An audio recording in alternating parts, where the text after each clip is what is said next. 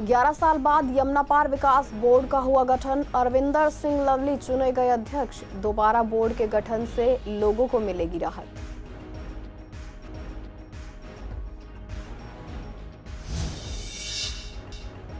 स्थानीय निकायों को दूसरी किश्त हुई जारी। फंड न मिलने से विकास कार्य हो रहे थे प्रभावित। पार्षदों ने कहा, नई सरकार के आते ही निगम को मिली गति।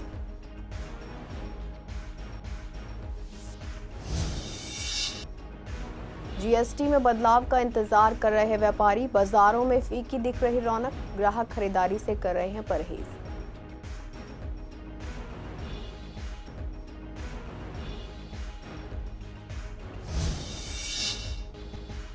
क्राइम ब्रांच ने कुख्यात लुटेरे शादाब को पकड़ा। चोरी की बाइक, 5 मोबाइल और धारदार औजार बरामद। आरोपी पर 40 से ज्यादा आपराधिक मामले हैं दर्ज।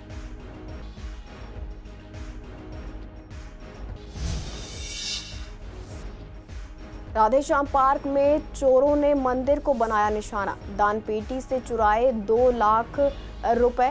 3 चोरों ने दिया घटना को अंजाम। सीसीटीवी कैमरे में कैद हुई पूरी वारदात।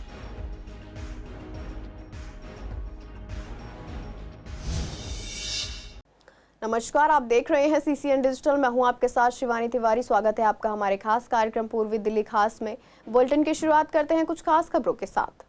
दिल्ली में 11 साल बाद एक बार फिर यमुना पार विकास बोर्ड का गठन किया गया है और इसके अध्यक्ष गांधीनगर से विधायक अरविंदर सिंह लवली चुने गए हैं। इस बोर्ड में यमुना पार क्षेत्र के सभी विधायकों को सदस्य के तौर पर शामिल किया गया है। सीसीएन से बातचीत में अध्यक्ष लवली ने कहा कि यमुना पार की समस्याओं को दूर करने के लिए ये बोर्ड बेहद जरूरी था, क्योंकि इसके बंद होने से विकास कार्य ठप पड़ गए थे। उन्होंने भरोसा दिलाया कि अब इस क्षेत्र के विकास को नई दिशा मिलेगी। वहीं विधायक अनिल गोयल, रवि नेगी और रविकांत ने भी संवाददाता से बातचीत में सीएम का धन्यवाद करते हुए कहा कि पूर्व की सरकारों ने यमुना पार विकास बोर्ड को बंद करके इस क्षेत्र को पिछड़ा बना दिया था, लेकिन अब दोबारा से इसके गठन से लोगों को राहत मिलेगी। विधायकों ने कहा कि अब यमुना पार के लिए अलग से फंड आएगा और जनता की मूलभूत समस्याएं जैसे सड़कें, जल निकासी, बिजली और स्थानीय विकास कार्य सीधे तौर पर इस फंड से पूरे किए जाएंगे। साथ ही विधायक फंड के साथ यमुना पार विकास बोर्ड का बजट भी विकास की रफ्तार बढ़ाएगा। उनका कहना है कि ये कदम जनता के लिए बड़ा तोहफा है और दिल्ली का ये इलाका पिछड़ापन छोड़कर तेजी से आगे बढ़ेगा। यमुना पार में बहुत मुद्दे हैं। देखिए, यमुना पार विकास बोर्ड जो है वो मदन लाल खुराना जी जब मुख्यमंत्री थे उस समय बना था। उसके बाद साहब सिंह वर्मा जी मुख्यमंत्री रहे तब भी कंटिन्यू हो रहा। सुषमा स्वराज जी बनी तब भी कंटिन्यू रहा। शीला जी मुख्यमंत्री रही तब भी कंटिन्यू रहा। लेकिन अचानक पिछले 10 सालों में जो है एक डिफंक्ट सी बॉडी यमुना पार विकास बोर्ड हो गया था, जिसका कमियाजा यमुना पार को बहुत भुगतने को मिला। विशेष करके जो बेसिक एम्यूनिटीज़ हैं यमुना पार की, अंदर internal roads, sewage system, parks, community centres, इनका रख रखाव या नए कम्युनिटी सेंटर बनना। हम सीबीडी ग्राउंड में खड़े हैं। मुझे आज भी याद है कि 10-12 साल पहले जो है यहाँ पर बहुत सारी चीज़ों के लिए जगह अलॉट हुई थी। हैबिटेट सेंटर के लिए जगह अलॉट हुई थी, लेकिन वो सब कुछ पिछले 10 सालों में रुक गया। तो मुझे उम्मीद है कि नरेंद्र मोदी जी का जो विज़न है पूरी दिल्ली की डेवलपमेंट के लिए, इस विकास बोर्ड के काम के साथ दिल्ली सरकार, रेखा जी हमारी चीफ मिनिस्टर हैं, उनकी लीडरशिप में, उनके काम के बाद यमुना पार भी जो है उस विकास से अछूता नहीं है। ये पुरानी सरकार जो आपदा सरकार थी, उसने यमुना पार विकास बोर्ड ठप कर दिया गया था, यमुना पार का विकास ठप कर दिया था। अब हमारी मुख्यमंत्री रेखा गुप्ता जी को धन्यवाद देना चाहते हैं कि उन्होंने यमुना पार विकास बोर्ड शुरू ही नहीं किया, अरविंदर सिंह लवली जी को चेयरमैन ही बनाया और कहा आप एस्टिमेट बनाते जाओ, वैसे कि फंड की कोई दिक्कत नहीं, हम यमुना पार विकसित होगा, यमुना पार तेजी से विकास करेगा। सदस्य बनाकर मौका दिया काम करने का, और मुझे लग रहा है यमुना विकास बोर्ड से यमुना की तस्वीर बदलेगी और तकदीर बदलेगी। आने वाले समय में ऐतिहासिक काम इसमें होंगे और मैं पुनः बधाई देता हूँ मुख्यमंत्री जी। सन 93 से यमुना विकास बोर्ड बना था, लेकिन पिछले 5 साल 7 साल से अरविंद केजरीवाल ने ये बंद कर दिए थे। यमुना पार का विकास ही नहीं हो पाता था। सरकार ने एक अलग से इसकी चिंता की थी कि यमुना पार विकास बोर्ड बनना चाहिए, जो आज बना भी है और उसका गठन भी हुआ है। इसमें सीधा ये है कि जो यमुना पार के अंदर विकास की गति है, जितनी तरीके से रुका हुआ विकास को और गति दे सके और उसको निरंतर समाज के लिए, लोगों के लिए समर्पित कर सके। दिल्ली सरकार ने वित्तीय वर्ष 2025 से 26 के लिए स्थानीय निकायों को वित्तीय सहायता की दूसरी किस्त के रूप में 1668 करोड़ से ज़्यादा रुपए जारी कर दिए हैं। इससे पहले पहली किस्त के तौर पर 835 करोड़ जारी किए गए थे। इसमें दिल्ली नगर निगम को 1641 करोड़, नई दिल्ली नगर पालिका परिषद को 16 करोड़ से ज़्यादा और दिल्ली छावनी परिषद को लगभग 11 करोड़ रुपए मिले हैं। पार्षद रामकिशोर शर्मा, बहन प्रीति और संदीप कपूर का कहना है कि निगम को लंबे समय से फंड नहीं मिल पा रहा था, जबकि जीएसटी कलेक्शन का हिस्सा उनका अधिकार है। पार्षदों ने आगे सीएम रेखा गुप्ता का धन्यवाद किया और बताया कि फंड मिलने से सड़कों, गलियों और सफाई व्यवस्था में सुधार होगा और कर्मचारियों को समय पर वेतन मिलेगा। फंड न मिलने से विकास कार्य प्रभावित हो रहे थे। पार्षदों ने बताया कि नई सरकार के आते ही निगम को गति मिली है। पार्षदों का कहना है कि सीएम खुद पार्षद रहे हैं, इसलिए निगम की मुश्किलों को अच्छे से समझती हैं। अब जनता के काम पूरे होंगे और दिल्ली उन्नति की ओर बढ़ेगी। होना चाहिए, बट मैं तो ये समझती हूँ कि कुछ चेन हमारे बीच में ऐसे रखी हुई है जिनकी कोई हमारी कॉरपोरेशन के अंदर ज़रूरत ही नहीं है। इतने सालों से सैलरी दे रहे हैं, लेकिन मेरे को आज तक उनकी मूवमेंट ही नहीं समझ आई, उनका रोल क्या है, उनकी एक्टिविटी क्या है। वो ना तो वो पब्लिक के टच में है, ना वो कॉरपोरेटर के टच में। तो टच में किसके हैं फिर? वो सब फाइल घुमाने के लिए जी फला के साइन चाहिए, तो इसका क्या मीनिंग हुआ कि खाली वो एसी के रूम में बैठेंगे और रूम से बाहर आएंगे और जाएंगे, बस उनका तो ये रोल है। तो लाखों रुपए नहीं, करोड़ों रुपए की सैलरी तो उन लोगों के बीच में जाती है। हाँ, जो नीडी हैं, जो मेहनत करते हैं सड़कों के ऊपर, हमारे कर्मचारी अधिकारी, उनका तो राइट है, उनको तो मिलना ही चाहिए। जैसे पिछली केजरीवाल सरकार में बिल्कुल लोगों को सैलरी नहीं मिल रही, बहुत परेशान थे लोग। तो मैं समझती हूँ कि ये तो बहुत अच्छा कदम है। कल हमारी वार्ड कमेटी की बैठक हुई और उसमें हमने ये बात कही कि उद्यान विभाग के पास अगर घास काटने की मशीन भी नहीं है, खुरपी भी नहीं है, तो नगर निगम कैसे चलेगा। तो इन सारी बातों को देखते हुए हमारी डिमांड गई हुई थी। स्टैंडिंग कमेटी की चेयरमैन सत्या शर्मा जी से हम सभी जोन चेयरमैन मिलकर आए हैं और हमने उनसे कहा है कि जब तक संसाधन नहीं होंगे तब तक हम दिल्ली नहीं बदल पाएंगे। तो उन्होंने ये ध्यान में रखते हुए दिल्ली नगर निगम को जो राशि दी है 1600 करोड़ के लगभग, मैं इसका स्वागत करता हूं। कि बहुत बहुत धन्यवाद रेखा गुप्ता जी को, जो दूसरे क्वार्टर के शुरू में ही हमें दूसरी किस्त दे दी। और क्योंकि ये जो दूसरा क्वार्टर होता है ये 6 महीने का होता है, तो इसमें जो दिल्ली सरकार से पैसा आता है वो भी ज़्यादा होता है। तो 1641 करोड़ रुपया तो निगम के पास आ गया। ये पैसा कहाँ इस्तेमाल होगा? ये पैसा इस्तेमाल होगा शिक्षा में, स्वच्छता में और हेल्थ में और इंफ्रास्ट्रक्चर में। तो एक बहुत बड़ी मदद दिल्ली सरकार ने, रेखा गुप्ता जी की सरकार ने नगर निगम की है। और आने वाले समय में भी जो भी कर्मचारी हैं हमारे, मैं उन्हें पूरा आश्वासन दे रहा हूं कि समय पर उनकी तनख्वाह मिलेगी, जैसे पिछले कुछ महीनों में बीजेपी सरकार ने दी है। और आने वाले समय में कामों का तेज़ी से होगा, कूड़े के पहाड़ और तेज़ी से हम कम करेंगे। पूर्वी दिल्ली के व्यापारियों ने बातचीत में बताया कि प्रधानमंत्री द्वारा 15 अगस्त को जीएसटी पर दिए गए बयान के बाद लोगों में जागरूकता तो जरूर बढ़ी है, लेकिन इसके लागू होने से व्यापारी परेशान है। त्योहारों का सीजन होने के बावजूद बाजारों में रौनक फीकी नजर आ रही है। व्यापारियों का कहना है कि इस समय व्यापार में अच्छी खासी बढ़ोतरी होने की उम्मीद थी, लेकिन जीएसटी से जुड़े असमंजस के कारण ग्राहक खरीदारी से बच रहे हैं। स्थानीय दुकानदारों का मानना है कि जल्द ही जीएसटी पर फैसला नहीं आता तो कारोबार पर इस बार बुरा असर दिखेगा। वहीं इलेक्ट्रिक सामान को लेकर हमारे संवाददाता से बातचीत में दुकानदारों ने बताया कि त्योहारों का सीजन शुरू हो चुका है, साथ ही साथ शादी के भी लोग खरीदारी कर रहे थे, लेकिन जीएसटी की स्लैब कम होने की खबर को लेकर लोग मार्केटों में कम नजर आ रहे हैं। दुकानदारों का ये भी कहना है कि जब तक जीएसटी पर कुछ फैसला नहीं आ जाता तब तक व्यापार में मंदी देखी जाएगी। सर, जीएसटी अगर प्रधानमंत्री जी ने बताया था, अभी वो बेसिक बेस पे अभी लागू नहीं हुआ। हर आदमी यही इंतज़ार में है कल को कोई जो इन्होंने स्लैब डाउन करी है उसका रेट कम आता है तभी खरीदारी करे बाज़ार में। इस समय ग्राहक नहीं है बाज़ार में, व्यापार करने में दिक्कत आ रही है। हर आदमी यही सोचता है भाई आज मैं लूँगा कल को फिर सस्ता हो जाएगा, तो इसलिए वेट कर रहा है, इंतजार कर रहा है जो GST कम हुई है वो लागू हो जाए तभी खरीदारी करें। 15 अगस्त को घोषणा तो कर दी लेकिन ऑफिशियल अभी तक लागू नहीं हुआ। वैसे ही मार्केट मंदी चल रही थी और अब हमें उम्मीद थी कि दिन त्योहार आएंगे तो उसमें थोड़ी सी वृद्धि आने की उम्मीद थी कि व्यापार उठेगा, लेकिन कस्टमर ही संशय में बढ़ गया क्योंकि उनको ये नहीं मालूम कि GST कितनी लागू होगी और किस वस्तु पे लागू होगी। तो इसलिए जो ग्राहक निकलने की उम्मीद में था वो थोड़ा सा रुक गया है क्योंकि वो ये सोच रहा है कि जब GST लागू हो जाए तो तब परचेजिंग की जाए।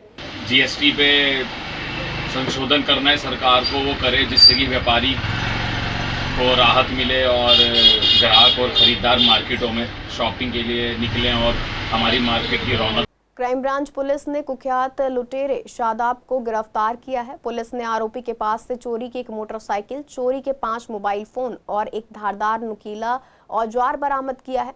पुलिस के अनुसार आरोपी पर दिल्ली के अलग अलग थानों में 40 से ज्यादा आपराधिक मामले दर्ज हैं और उसकी गिरफ्तारी से 2 हालिया मामलों का खुलासा हुआ है। 19 अगस्त को क्राइम ब्रांच टीम को गुप्त सूचना मिली थी जिसके आधार पर इंस्पेक्टर गुरमीत सिंह की देखरेख और ACP सुनील श्रीवास्तव के मार्गदर्शन में SI संजय त्यागी और उनकी टीम ने आउटर और रोहिणी जिलों में छापेमारी की। इसी दौरान मंगोलपुरी के N ब्लॉक के पास आरोपी को बिना नंबर प्लेट की काली लाल बजाज पल्सर बाइक पर पकड़ा गया। पूछताछ में शादाब ने बताया कि वह स्मैक का आदी है और नशे के लिए पैसे जुटाने की खातिर वारदातें करता था।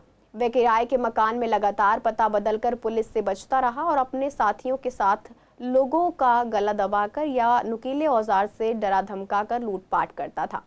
DCP विक्रम सिंह ने बताया कि आरोपी आदतन अपराधी है और उसकी गिरफ्तारी से कई वारदातों का खुलासा हुआ है। जगतपुरी इलाके के राधेश्याम पार्क में चोरों ने मंदिर को निशाना बनाकर बड़ी वारदात को अंजाम दिया। देर रात करीब 4 बजे 3 चोर मंदिर की रेकी करने के बाद गेट की मदद से छत पर चढ़े और अंदर घुसकर दान पेटी तोड़ डाली। पूरी घटना मंदिर में लगे CCTV कैमरे में कैद हो गई। सुबह जब पुजारी पहुंचे तो उन्होंने देखा कि दान पेटी टूटी हुई है और उसमें रखा सारा पैसा गायब है। पुजारी ने बताया कि करीब 2 साल से दान पेटी नहीं खोली गई थी। स्थानीय RW प्रेसिडेंट ने कहा कि इसमें लगभग 2 लाख रुपए से ज्यादा की राशि जमा हो चुकी थी जो भक्तों ने आस्था के साथ चढ़ाई थी। घटना के बाद आसपास के लोगों में काफी गुस्सा है। लोगों का कहना है कि इलाके में चोरी और स्नैचिंग की घटनाएं लगातार बढ़ रही हैं।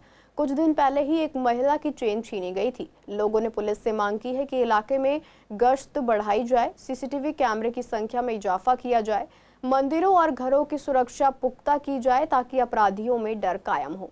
रात को हुई है, मैं गांव गया हुआ था, पंडित को रखा हुआ था। मैं गांव गया था मैं परसों रात को गांव गया था। हमारे बड़े भाई की कुछ कुमावशा थी और इसके एक पंडित को मैं रख के गया था। तो रात को यहाँ पर पता लगा रात को चोरी हुई 3:30 बजे करीब, 3:30 पौने 4 के बीचों बीच।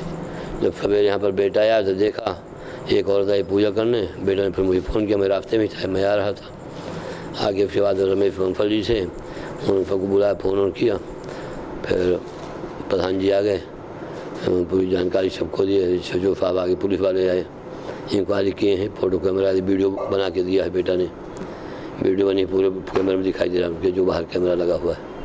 कौन सा इलाका लगता है ये? राधेश्याम पार्क राधा कृष्ण मंदिर।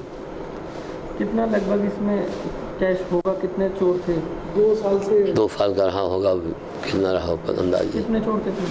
3 लड़के थे। 3 लड़के आए हैं। तो एक अंदर आया है, 2 बाहर खड़े हुए थे। एक अंदर ऊपर से आया है और ऊपर से चढ़ करके अंदर आ गया है और 2 लड़के बाहर खड़े हुए देख रहे थे। सुबह करीब 4:05 पे 3 लड़के आए हैं कहीं से और मंदिर के अंदर घुसे हैं। 2 साल में ये दान पात्र अभी 2 साल से नहीं खुला था। इसमें कम से कम 2-2.5 लाख रुपए थे जो जनता द्वारा दान पात्र में चढ़ाए जाते हैं। वो कल रात को तोड़ के ले गए हैं और हम दिल्ली पुलिस के अधिकारियों से प्रार्थना करते हैं कि जल्द से जल्द इस पर कार्रवाई करके उन्हें पकड़ा जाए। इस कॉलोनी में राधेश्याम पार्क में चोरी की वारदात बहुत ज़्यादा बढ़ती जा रही है। अभी पिछले हफ्ते भी इसी महीने में शिव महापुराण चल रहा था, तब भी हमारी एक बहन जी हैं, उनकी चैन सोने की 3 तोले की चोरी हुई मंदिर से। और आसपास की गलियों में कभी किसी की बाइक चोरी हो जाती है, कभी किसी की स्कूटी चोरी हो जाती है, कभी कहीं चैन स्नैचिंग हो जाती है और दिल्ली पुलिस कोई मतलब कार्रवाई नहीं कर रही है। दिल्ली पुलिस पे कोई प्रेशर नहीं है या कोई वो इनिशिएटिव नहीं लेना चाहते हैं। बहुत ही मतलब दुखद विषय है। लेकिन अब धर्म भगवान के घर में भी चोरी चकारी होने लगी है, ये तो बहुत ही चिंतनीय है। गांधीनगर के डीएवी स्कूल में राष्ट्रीय अंतरिक्ष दिवस धूमधाम से मनाया गया। ये दिवस 23 अगस्त 2023 को चंद्रयान 3 की ऐतिहासिक सफलता की याद में मनाया जाता है। स्कूल के टीचर विवेक भारती ने छात्रों को बताया कि अंतरिक्ष में होने वाली घटनाओं को समझने और जानने के लिए उपग्रह भेजे जाते हैं जो पृथ्वी और जीव जंतुओं को भी प्रभावित करते हैं। उन्होंने कहा कि भारत अंतरिक्ष विज्ञान में लगातार आगे बढ़ रहा है। भारत ने 1975 में अपना पहला उपग्रह आर्यभट्ट अंतरिक्ष में भेजा था। भारत चंद्रमा पर यान भेजने वाला 5वां देश है, लेकिन दक्षिण ध्रुव पर पहुंचने वाला पहला देश है। साथ ही भारत ने एक साथ 104 उपग्रह भेजकर विश्व रिकॉर्ड भी बनाया। आने वाले सालों में भारत अपना स्पेस सेंटर बनाने और 2040 तक चंद्रमा पर मानवयुक्त मिशन भेजने की योजना बना रहा है। ककड़ुमा कोर्ट में वकीलों की हड़ताल का असर दूसरे दिन भी साफ नजर आया। बता दें, अदालत में पेश होने आए लोगों को काफी दिक्कतों का सामना करना पड़ा और अधिकांश मामलों में उन्हें अगली तारीख दे दी गई। हमारे संवाददाता से बातचीत में एडवोकेट ने साफ कहा कि जब तक मांगे पूरी नहीं होती वकील हड़ताल पर डटे रहेंगे। वकीलों ने कानून को काला कानून बताते हुए वापस लेने की मांग की है। जानकारी के अनुसार सरकार का फैसला है कि पुलिस थानों से गवाहियों को रिमोट मोड पर रिकॉर्ड किया जाएगा। वकीलों का कहना है कि इस हड़ताल से कोर्ट की कार्यवाही पर सीधा असर पड़ रहा है और कोर्ट के काम भी प्रभावित हो रहे हैं।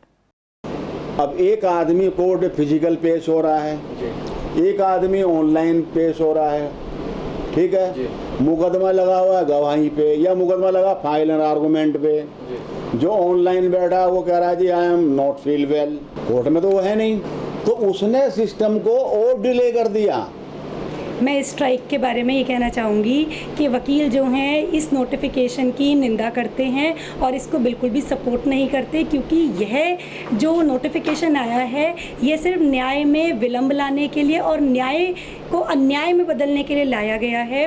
अगर सारी कार्यवाही जो है वो थानों में ही करी जाएगी और पुलिस वाले थाने में ही बैठकर अपनी गवाही देंगे तो हम उनके ऊपर से अपना पूरा कंट्रोल खो देंगे। और इस बारे में हमारे जो MP MLAs हैं उन्हें भी सोचना चाहिए कि इस प्रकार के नोटिफिकेशन ना जारी किया जाए। आज स्ट्राइक का दूसरा दिन है और ये स्ट्राइक ऐसी ही चलती रहेगी अगर ये काला कानून वापस नहीं लिया गया। 13/8/2025 को जो नोटिफिकेशन जारी हुआ है ये बिल्कुल गलत है। जो दिल्ली पुलिस को ये बोला गया है कि थानों में ही गवाही होगी, ये नहीं होनी चाहिए, क्योंकि मुजरिम के साथ ये बहुत ही गलत होगा, नाइंसाफ़ी होगी। मैं ये बोलना चाहूँगी जो ये कानून निकाला है LG ने, ये बिल्कुल इलीगल है। बिकॉज अगर पुलिस वाले ही अपने रूम में बैठ के अगर वो गवाही देंगे या कुछ होगा तो उसको सर्वाइव किसको करना पड़ेगा, एडवोकेट्स को एंड जजेस को। क्योंकि क्या है, एग्जिबिट्स वगैरह होगा या कुछ भी हो गया, एक प्रॉपर हम फॉर्म में क्या है कोर्ट में करवा सकते हैं। अगर वो अपने रूम में होंगे तो ये जो होगा, ये जो प्रॉब्लम फेस करनी पड़ेंगी एडवोकेट्स के साथ साथ पब्लिक को करनी पड़ेगी। इसलिए हम अपने फेवर में नहीं, ये हम ऑल जनता के फेवर में। प्रीतविहार पुलिस ने बड़ी कार्रवाई करते हुए 2 आतंक झपटमार ओवैस और सुहेल को गिरफ्तार किया है। टीम ने गुप्त सूचना पर कार्रवाई करते हुए फायर स्टेशन के पास PSK रोड इलाके से दोनों को पकड़ा। उनके पास से 2 चोरी के मोबाइल फोन और 1 स्कूटी बरामद हुई, जो कि कई आपराधिक घटनाओं में इस्तेमाल की गई थी। जांच में पता चला कि दोनों आरोपी नशे के आदी हैं। अपनी लत पूरी करने और जल्दी पैसा कमाने के लिए लगातार झपटमारी और चोरी की वारदातों को अंजाम देते थे। ओवैस के खिलाफ पहले से 5 और सुहेल के खिलाफ 18 से ज्यादा आपराधिक मामले दर्ज हैं। आरोपी सार्वजनिक जगहों पर लोगों से मोबाइल फोन छीनकर उन्हें गोंडली चंदर नगर निवासी सलीम बिहारी को बेचते थे, जिसकी तलाश अभी जारी है। पुलिस ने बताया कि बरामद स्कूटी भी कृष्णानगर थाने में दर्ज चोरी के मामले में पाई गई है। इस गिरफ्तारी से इलाके में लगातार बढ़ रहे स्नैचिंग मामलों पर लगाम लगाने में मदद मिलेगी। पुलिस अब गिरोह से जुड़े बाकी लोगों की तलाश कर रही है। अंबेडकर भवन राउज एवेन्यू में आज व्यापारी मंडल की 1 नेशन 1 इलेक्शन को लेकर मीटिंग की गई। व्यापारी मंडल ने कृष्णानगर से विधानसभा के पूर्व प्रत्याशी गुरचरण सिंह राजू को फेडरेशन ऑल इंडिया व्यापार मंडल का प्रेसिडेंट बनाया है। बता दें, गुरचरण सिंह राजू ने बताया है कि वन नेशन वन इलेक्शन को लेकर आज वे मीटिंग में गए। उन्होंने कहा कि अगर देश में ये लागू होता है तो इससे देश का पैसा बचेगा। साथ ही गुरचरण सिंह राजू ने व्यापार मंडल का भी धन्यवाद किया और उन पर भरोसा कर उन्हें प्रेसिडेंट बनाया गया। इस बीच व्यापारियों का कहना है कि पूरा व्यापार मंडल इसका समर्थन करता है और व्यापारी देश के अलग अलग इलाकों में जाकर इसके समर्थन में आयोजन करेंगे। मुझे दिल्ली के व्यापारियों ने व्यापार मंडल का अध्यक्ष बनाया, उसके लिए मैं उनका धन्यवाद करता हूँ। और जो आज वहाँ मीटिंग हुई उसमें व्यापारियों के बारे से बात करी गई कि भाई वन नेशन वन इलेक्शन होना चाहिए। तो मैं समझता हूँ ये अच्छी प्रथा है। इससे पहले हुआ करता था इलेक्शन, लेकिन जो जहाँ पर जिस स्टेट में सरकार टूट जाएगी या गिर जाएगी, मैं समझता हूँ उसके लिए शायद थोड़ा सा मुश्किल हो जाएगा। जैसे कि सरकार 2 साल बाद समझो सपोज करो गिर जाती किसी वजह से, तो चुनाव 3 साल के होंगे 5 साल के होंगे। कुछ परिस्थिति है जिनको साफ करना जरूरी है। वन नेशन वन इलेक्शन होना तो अच्छी बात है, सारा पैसा देश का बचता है और अपना जो बार बार चुनाव होते हैं उनसे हम बचेंगे और हमारा वन नेशन वन इलेक्शन चुनाव होगा तो ये अच्छी बात है उसके लिए। जिसके अंदर ये चीज़ निकल के आई कि देश का आपने देखा है कि अब वर्ल्ड में लड़ाइयाँ खत्म हुई, टैरिफ की लड़ाइयाँ शुरू हो चुकी है। टैरिफ की लड़ाई से लोगों का सिर्फ फाइनेंशियली लड़ाइयाँ शुरू हो गई हैं, अब हाथों की लड़ाइयाँ खत्म हो गई हैं। इस प्रकार देखते हुए बजट, हर एक देश ने अपने बजट के बारे में सोचना आवश्यक है। आज बहुत अच्छी बात है, वन नेशन वन इलेक्शन में आपको शायद मैं इन्फॉर्मेशन दे दूँ आपके माध्यम से, 1.5 लाख करोड़ रुपये का बजट इस इलेक्शन के खर्चों में होता है। और आप ये देखें, आज बिहार में चुनाव है, कल दिल्ली में है, परसों यूपी में है, छत्तीसगढ़ में है। एक चुनाव खत्म होता है, अगला चुनाव में लग जाते हैं। और दिल्ली में जब चुनाव होता है तो नगर निगम का स्टाफ नहीं मिलता, हमें टीचर्स स्कूल में नहीं मिलते। जब इस तरह की व्यवस्था ही नहीं है सरकार के पास, सरकारी लोगों को हटा के, पब्लिक सर्विसेज लोगों को हटा के इलेक्शन कराया जाता है। और यदि इस तरह इलेक्शन होंगे तो लोगों के काम भी रुकते हैं और देश के फाइनेंशियली बहुत बड़ा पैसा वेस्ट होता है। और एक साथ कराने पे मैं समझता हूँ ये टोटल देश की अर्थव्यवस्था पे बहुत सीधी ही पॉजिटिविटी। फिलहाल के लिए पूर्वी दिल्ली खास में इतना ही। ऐसी तमाम अपडेट्स के लिए बने रहिए CCN डिजिटल के साथ।